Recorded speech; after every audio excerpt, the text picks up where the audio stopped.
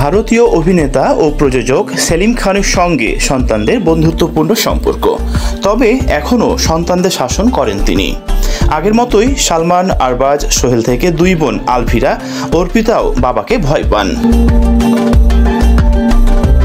সম্প্রতি এক সাক্ষাৎকারে সেলিম খান জানিয়েছেন, সবার মধ্যে বড় ছেলে সালমানকেই সবচেয়ে বেশি শাসন করেছেন তিনি। এমন এক সময় এসেছিল যখন 6 মাস ধরে তারা কথা বলা বন্ধ করে দিয়েছিল। ম্যাজিক মোমেন্টসকে দেওয়া সাক্ষাৎকারে সেলিম খান বলেন, সব সন্তানদেরই আমি কড়া শাসনে বড় করেছি, তবে বড় সন্তান সালমানের উপর দিয়েই সবচেয়ে বেশি ঝড় গেছে। এক ঘটনার কথা উল্লেখ করে সেলিম খান বলেন, একদিন সালমান আমাকে বলেছিল ওর স্বভাব নাকি আমার সঙ্গে মেলে। কথাটা শুনে আমি ওকে বলেছিলাম, এটা তোমার জন্য প্রশংসা হতে পারে, আমার জন্য নয়।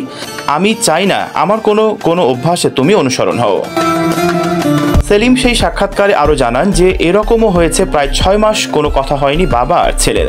সেলিম খান বলেন, যদি সে এমন কিছু করত যা আমি পছন্দ করি না বা আমার মনে হয়েছে সে কিছু ভুল করেছে, তাহলে আমি তার সঙ্গে কথা বলা বন্ধ করে দিতাম।